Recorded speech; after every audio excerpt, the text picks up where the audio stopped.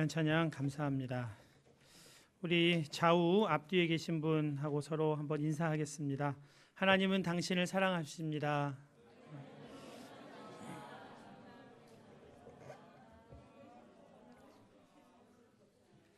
네, 감사합니다. 지난 금요일 아침에 새벽기도 나오려고 하다가 저희 집 앞에서 고슴도치를 봤습니다. 빨라 쪽 현관문을 밀고 나오는데 문 앞에 바로 고슴도치가 이렇게 기어가고 있다가 우리가 딱 나오니까 그 소리를 듣고 얘가 몸을 탁 납작 엎드렸습니다. 먼저 고개를 이제 머리를 속으로 이렇게 집어넣고 발도 자기 몸 안쪽으로 이렇게 집어넣더니 가시를 둥글게 이렇게 펼쳐서 자기를 딱 방어하는 모습이 참 불쌍해 보였습니다. 네가 그렇게 해봐야 길 한복판에 있고 발로 툭 차면 그냥 뒤로 발랑 넘어질 것 같은 그런 연약하기에 그짓 없는 아이가 자기를 한번 방어해 보겠다고 그렇게 움츠리고 있는 모습이 참 애처로워 보였어요. 자라는 목을 톡 건드리면 쏙 들어가거든요. 근데 얘는 고개도 느릿느릿 들어가고 그리고 또 몇 초 있다가 얼른 일어나서 그 작은 나무 그늘 아래로 막 엉금엉금 기어가는 거예요. 근데 숨는다고 숨었는데 머리만 그 그늘에 놓고 또 몸뚱이는 다 보이게 그렇게 들어가더라고요. 꿩처럼 참 애처로워 보였습니다.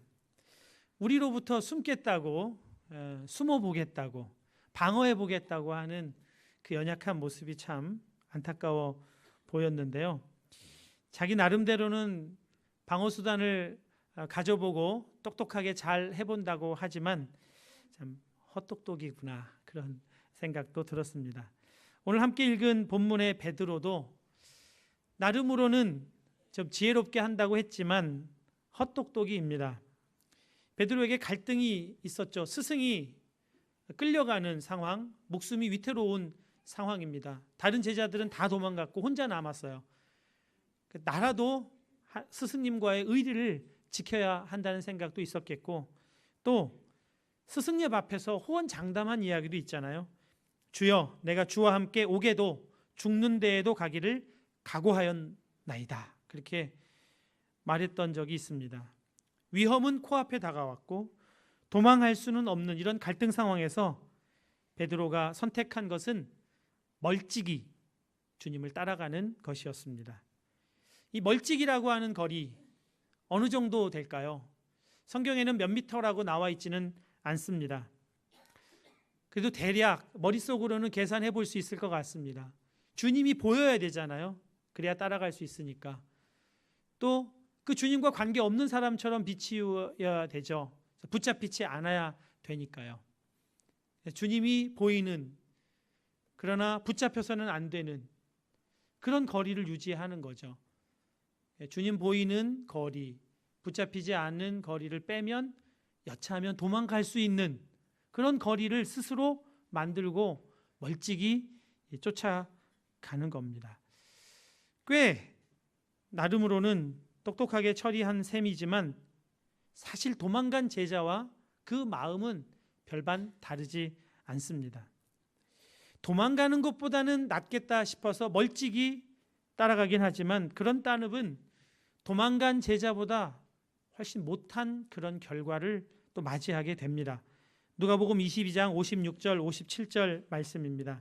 한 여종이 베드로의 불빛을 향하여 앉은 것을 보고 주목하여 이르되 이 사람도 그와 함께 있었느니라 하니 베드로가 부인하여 이르되 이 여자여 내가 그를 알지 못하노라 하더라.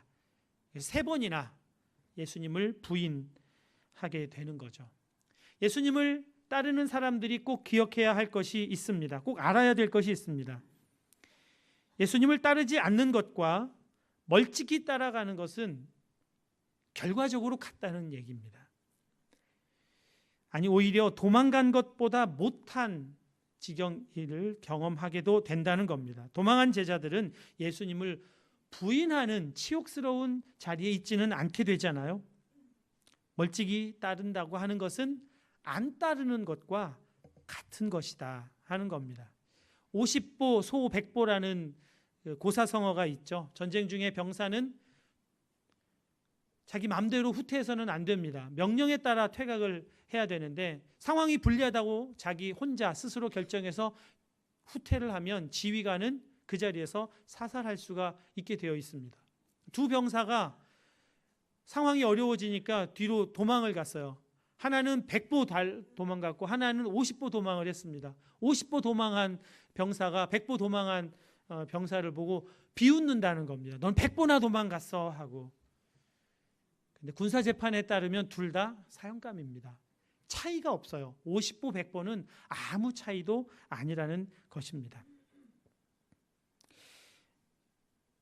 율법을 가지고 지키려고 노력하는 유대인이나 율법에 아무 관심이 없던 이방인이나 하나님 앞에서는 별 차이가 없다는 그런 현실을 우리가 알아야 되는 겁니다.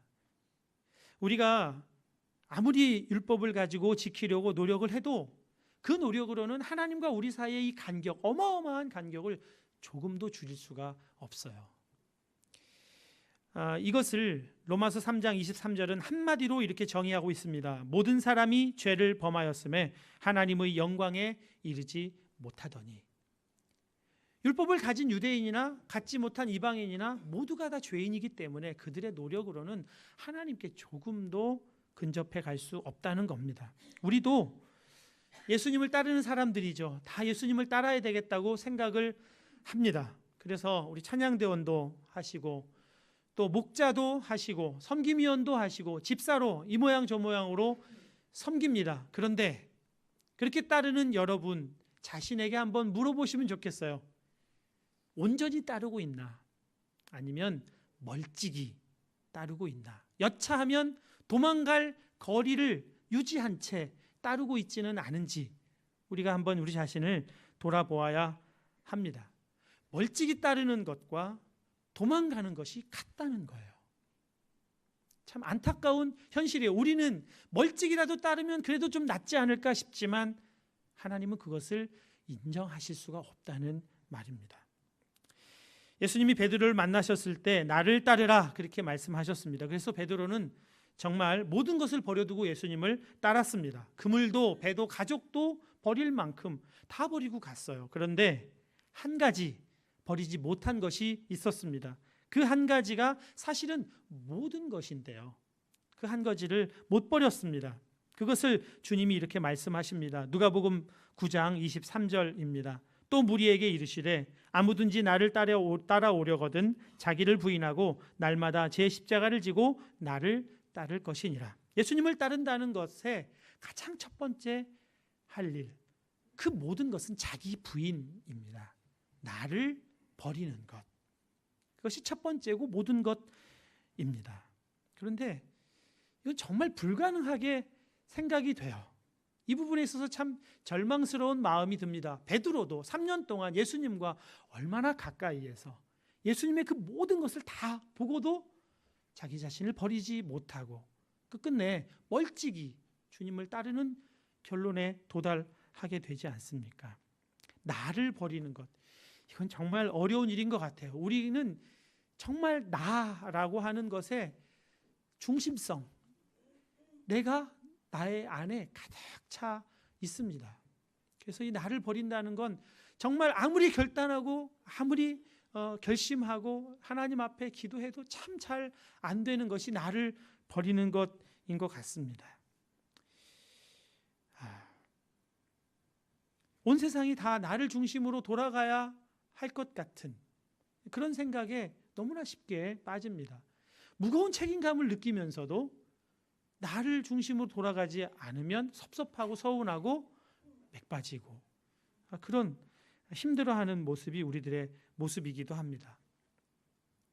예를 들어서 한번 이렇게 생각을 해봤습니다. 누군가 여러분을 참 좋아해요. 여러분을 참 사랑합니다. 여러분에게 참 잘해줘요. 그러면 여러분은 어떠세요? 참 기분이 좋고 행복한 마음이 듭니다. 그러면서 한편으로 어떤 생각을 자연스럽게 합니까? 왜 나를 이렇게 좋아하고 잘해주지? 내가 뭐가 그렇게 좋은 점이 있어서 이렇게 날 잘해주나? 내가 말을 잘해서 그런가? 내가 예뻐서? 내가 일을 좀 그래도 다른 사람보다 더 열심히 하니까 나를 좋아하고 잘해주나? 이런 생각을 이렇게 하게 되잖아요. 나를 싫어하는 사람이 있어요. 나를 만나도 뭐 투명 인간인 것처럼 그렇게 대하는 사람이 있어요. 그럴 때 우리 어떤 마음이 들어요? 속상하고 억울하기도 하고 그렇지만 내가 뭘 좀 잘못했나 하는 생각이 먼저 떠오르잖아요. 내가 뭘 좀 기분 나쁘게 만든 일이 있나 이 생각이 먼저 떠올라요. 이게 다 자기 중심성입니다. 나를 중심으로 생각을 해요. 좋아해도 나 때문에, 싫어해도 나 때문이라는 생각을 해요. 가끔 남 탓을 하기도 하잖아요. 누구 때문이야 이렇게 탓을 하기도 하지만 사실 그 속을 잘 들여다보면 여전히 내 책임을 좀 전가하고 싶은 마음이 속에 있는 겁니다. 저 사람 때문이라고, 나 때문이 아니라고. 그러니까 밑바닥에는 나 때문이라는 생각이 은근히 있는 거예요. 정말 자기 중심성이 강한 모습이 우리들에게 있습니다. 그런데 나를 버리게 되면 어떤 생각을 하게 될까? 누군가가 나를 좋아하고 잘해줘요. 그러면 나 때문에 잘해주는 게 아니라 저 사람이 뭐 행복한 일이 있나 봐. 기분 좋은 일이 있나 봐. 저 사람이 마음에 사랑이 많은 사람이네. 이렇게 생각을 하게 되고요. 나를 싫어해요. 나에게 막 좀 잘못 대해줘요. 그럴 때 속상한 것은 있겠지만 뭔가 삶에 불행이 있나 봐. 마음이 좀 어두워졌나 봐. 이렇게 생각을 한다는 거예요. 그러니까 내가 칭찬받고 사랑받고 이러는 것이 나 때문이 아니에요. 그래서 자랑할 게 없어요. 또 내가 좀 홀대받고 좀 싫어함을 당해도 나 때문이 아니에요. 그래서 자책을 안 하게 돼요. 자랑하지도 않고 자책하지도 않는, 그러나 속에 상대를 용납하고 이해하는 마음은 이렇게 가득한, 이것이 나를 버린 사람이 가지는 그런 마음이겠다. 그렇게 생각이 됩니다. 정말 건강한 자아를 가진 사람이라고 그렇게 표현할 수도 있겠죠. 사랑의 원인을 나에게서 찾지 않고, 그래서 자랑할 것이 없고, 싫어함의 이유도 나에게서 찾지 않으니까 자꾸 자책하고 죄책감에 깊이 빠지지 않아요. 자유함이 있는 겁니다. 어떤 농부가 집에 있는 말을 가지고 좋은 걸로 바꿔오겠다고 부인에게 말하고 나갑니다. 부인이 잘 생각하셨네요. 나가서 좋은 걸로 바꿔오세요. 가다가 소를 가지고 지나가는 사람을 만났어요. 그 사람이 이 소가 얼마나 좋은 소인지 막 자랑을 해요. 그러니까 말하고 소를 이렇게 바꿨어요. 그리고 소를 끌고 가는데 또 양을 끌고 가는 사람을 만났어요. 그 양이 얼마나 좋은지 막 자랑을 하니까 그 양과 이 소를 또 바꿨어요. 그러니까 결국 말과 소를 양으로 바꾸게 된 거죠. 그 양을 끌고 이제 피곤하니까 주막으로 갔습니다. 가서 쉬고 있는데 웬 부자가 그 사람 옆에 앉아서 대화를 하다가 이 사람이 얼마나 어리석은 일을 했는지를 다 듣게 됐어요. 그래서 부자가 당신 이제 집에 가면 당신 아내에게 아주 혼줄 날 거다. 아주 야단을 맞을 거다. 그렇게 얘기를 해요. 그랬더니 농부가 아니요. 우리 아내는 잘했다고 할걸요. 훌륭하게 했다고 할걸요. 그렇게 얘기를 하는 겁니다. 부자가 만약에 정말 그러면 내가 가지고 있는 이 자료에 가득 차 있는 금화를 다 주겠다고 그렇게 장담을 합니다. 그리고 그 집에 쫓아가요. 가서 이 농부가 아내에게 다 얘기를 해요. 내가 어떻게 해서 이렇게 해서 양을 가지고 왔다고. 이렇게 얘기를 하니까 그 얘기를 다 들은 아내가 정말 잘했네요. 참 훌륭하네요. 이렇게 얘기를 해주는 거예요. 너무 비현실적인 얘기라 하나도 안 와닿으시죠? 근데 그렇게 했어요. 그래서 그 얘기를 그런 모습을 본 부자가 정말 이런 가정이라면 내 가지고 있는 금화를 다 줘도 아깝지 않다. 아깝지 않다. 그 다 줬어요. 다 주고 떠났다는 얘기예요. 농부가 참 바보 같죠? 어리석어요. 어떻게 일을 그런 식으로 처리를 합니까? 그런데 정말 이 사람이 바보 같은 것은 바보같이 아내가 자기를 어떤 일을 해도 다 괜찮다고, 아니 잘했다고 얘기해 줄 거라고 생각한다는 거예요. 이게 하나님과 우리 사이의 관계라는 겁니다. 우리가 무엇을 해도 하나님은 우리를 사랑하실 거라고 그냥 그렇게 믿는 거예요. 내가 하나님의 사랑에 보답을 잘하지 못해도 하나님은 나를 사랑하실 거야, 그렇게 믿는 거예요.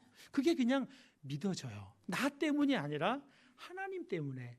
하나님이 은혜를 주시기로 결정하셨고, 용서하기로 결정하셨고, 사랑하시기로 하나님이 결정하셔서 나를 사랑하신 것이니까 나의 무엇으로는 아무것도 영향을 미치지 못한다고 생각을 하는 거예요. 그래서 하나님은 나를 사랑하실 거야, 나를 너무너무 사랑하실 거야, 그렇게 생각한다는 겁니다. 바보같이 생각을 하는 거예요. 근데 우리는 너무나 종교적이잖아요. 하나님이 우리에게 은혜를 베풀어 주셨으면 우리도 그에 보답을 해야지, 보답을 해서 하나님을 기쁘시게 해드려야지, 이런 생각으로 금방 나갑니다. 하나님의 그 크신 그 어마어마한 간격을 넘어서 오셔서 십자가에서 아들을 죽이시고 그 피로 우리를 속해 주시고 사랑해 주신 그 사랑에 깊이 들어가서 충분히 그것을 누리고 경험하고 그것으로 충분히 행복해하기 전에 벌써 뭔가 하나님을 위해 나는 뭘 해야 돼 하고 금방 뛰어나가는 모습이 정말 우리에게, 저에게도 많이 나타나는 거죠. 이게 자기 중심성, 나를 버리지 못한 모습이라는 겁니다. 그렇게 정말 하나님이 나를 사랑하셔, 난 이래도 하나님은 날 사랑하셔, 이러면 어느 누구도 우리를 대적할 수 없다고 사도 바울이 로마서에서 고백하고 있습니다. 로마서 8장 31절 이하의 말씀입니다. 그런즉 이 일에 대하여 우리가 무슨 말 하리요? 만일 하나님이 우리를 위하시면 누가 우리를 대적하리요? 누가 능히 하나님께서 택하신 자들을 고발하리요? 의롭다 하신 이는 하나님이시니 누가 정죄하리요? 죽으실 뿐 아니라 다시 살아나신 이는 그리스도 예수시니 그는 하나님 우편에 계신 자요 우리를 위하여 간구하시는 자신이라. 이겁니다. 세상 누가 뭐라고 해도, 내가 어떠한 형편에 있다 해도 아들을 십자가에 내어주신 하나님이 나를 끝까지 사랑해 주실 거라고, 그걸 믿는 겁니다. 그 믿음으로 충분하게 기뻐할 수 있게 되는 겁니다. 누가 뭐라고 해도 관계가 없어요. 그런데 내가 나를 지켜야 한다고 생각하고 내가 의리를 지켜야 한다고 생각을 하니까 멀찍이라는 거리가 나오게 된다는 겁니다. 그리고 염려가 오고 두려움이 와서 결국 도망간 사람과 별 차이 없게 되는 형편에 빠진다는 거죠. 예수님이 베드로를 참 잘 아셨어요. 자아 부인이 안 된 사람이라는 것도 다 아셨어요.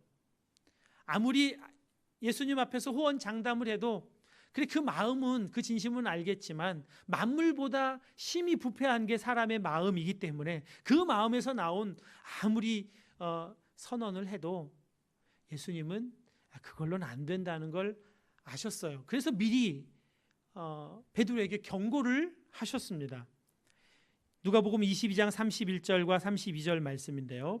시몬아 시몬아 보라, 사탄이 너희를 밀 까부르듯 하려고 요구하였으나 그러나 내가 너를 위하여 내 믿음이 떨어지지 않기를 기도하였으니 너는 돌이킨 후에 내 형제를 굳게 하라. 그렇게 말씀하십니다. 미리 경고하셨어요. 사단이 뒤흔들 거라는 거예요. 여러분, 키 아시죠? 키? 타작한 그 벼이삭을 가지고 막 이렇게 털면 먼지하고 껍데기는 다 날아가고 알곡만 남잖아요. 사단이 이 키를 가지고 베드로를 키로 막 까불듯이 막 이렇게 흔들 거라는 거예요. 아직 자아가 버려지지 않은 사람은 그 흔들림에 심하게 흔들려서 넘어질 수도 있다는 겁니다. 그래서 주님이 너를 위해 내가 기도할게, 믿음에서 떨어지지 않게 내가 기도할게, 그렇게 말씀을 하시면서 너는 돌이킨 후에 내 형제를 굳게 하라, 형제를 세우는 일을 하라, 이렇게 말씀을 하십니다. 예수님이 지금 베드로를 위해 무엇을 기도하신다는 얘기입니까?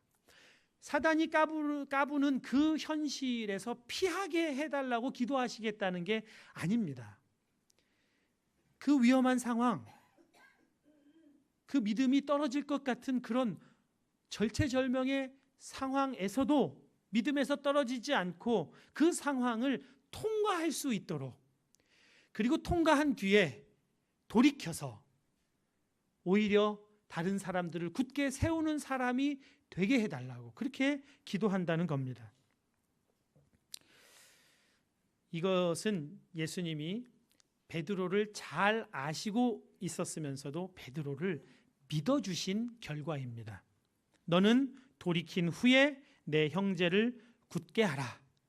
돌이킬 것, 회복할 것을 예수님이 아셨고 믿어주신 겁니다. 아프지만, 죽을 것 같지만 우리에게 아픔을 허락하시는 이유는 그걸로 죽이려는 게 아니라 그 죽음과 같은 상황을 통과해서 회복시키시려는 주님의 계획이고 우리를 믿어주시는 결과입니다. 베드로는 십자가를 통과해 낼 것이라고 믿어주신 겁니다. 그리고 곧 십자가 사명을 감당할 수 있는 자가 될 것으로 믿어주신 거예요. 그래서 그 십자가를 잘 통과할 수 있도록 그를 위해서 기도하신 겁니다. 우리가 참 아무리 기도해도 하나님은 아무 말씀 안 하시는 것 같고 아무 변화도 없는 것 같은 그런 시간을 보내시는 분이 계시다면 그것은 하나님이 우리를 버리셨기 때문이 아니라 우리를 믿으시기 때문이라는 것을 여러분 꼭 기억하셔야 합니다. 십자가를 통과해 낼 수 있는 사람이라고 우리를 보신 겁니다. 지지난주에 김희아 씨 그 영상을 봤는데 그 사람이 정말 맨 마지막에 했던 이야기가 귓가를 계속 때립니다. 난 저렇게 생겼으면 난 죽었어. 난 자살했어. 그렇게 말하는 사람에게 당신에게는 어울리지 않으니까, 나에게는 어울리는 얼굴이니까 이 얼굴을 주셨다고 그렇게 얘기를 해요. 이건 정말 십자가를 통과한 사람이 하는 이야기입니다. 나에게 어려움이 오고 고통이 오고 정말 못 견딜 것 같은 그런 상황이 오는데 그것은 나에게 어울리기 때문에 내가 이것을 통과할 수 있다고 믿어주시기 때문에 주신다는 겁니다. 이것을 믿을 수 있으면 우리는 그 상황을 피하지 않고 도망가지 않고 멀찍이 두지 않고 통과해 나가는 겁니다. 직면으로 나아가게 되는 겁니다. 아브라함도 아들을 제물로 바쳐야 하는 그런 시련이 있었습니다. 야곱도 부모님을 떠나 삼촌 집에서 20년 동안 종처럼 살아야 하는 때가 있었습니다. 요셉은요, 형들의 미움을 받아 애굽에서 노예로 제수로 살아야 했습니다. 아브라함이 아들을 제물로 바치려고 모리아산으로 갈 때 하나님은 아무 말씀도 안 하셨어요. 야곱이 삼촌 라반의 집으로 갈 때 광야를 지나서 삼촌 집으로 가서 20년 동안 고생을, 그 새를 몇 번이나 바꾸고 속였는지 몰라요. 고생을 그렇게 많이 했는데도 하나님은 아무 말씀을 안 하셨어요. 요셉이 종살이하고 노예살이하고 감옥살이 할 때 하나님은 아무 대책도 내놓지를 않으셨습니다. 그런데 그들이 십자가 고난을 통과해 나아갔을 때 하나님은 아들 이삭을 죽이려는 아브라함을 다급하게 불러 세우시죠. 아브라함아, 아브라함아, 내가 내 믿음을 보았다. 야곱이 야복강 나루에서 이제는 다 포기하고 다 내려놓고 야복강 나루에 있을 때 하나님이 그와 씨름하시면서 그의 이름을 바꿔주셨어요. 이스라엘로 바꾸셨습니다. 존재를 바꾸셨어요. 요셉이 노예살이 다 통과하고 감옥살이 다 통과하고 그리고 그를 온 세상 사람의 생명을 살리는 사람으로 하나님이 세우셨습니다. 자아가 죽은 사람, 내가 죽었다고 정말 믿어지고 그것을 고백할 수 있는 사람, 그 사람을 하나님이 이렇게 사용하십니다. 십자가를 통과해야만 해요. 이 십자가를 통과하지 않기 위해서 아무리 피해도 하나님은 끝까지 추적하셔서 여러분을 십자가를 통과하게 결코 만드세요. 구원받은 사람이 반드시 겪어야 할 일입니다. 우리가 아무리 멀찍이 거리를 둬도 하나님은 그 거리를 끝끝내 좁혀 가실 겁니다. 그리고 하나님의 사람으로 굳건하게 세우실 겁니다. 예수님이 베드로를 믿으셨기 때문에 이 일을 허락하셨습니다.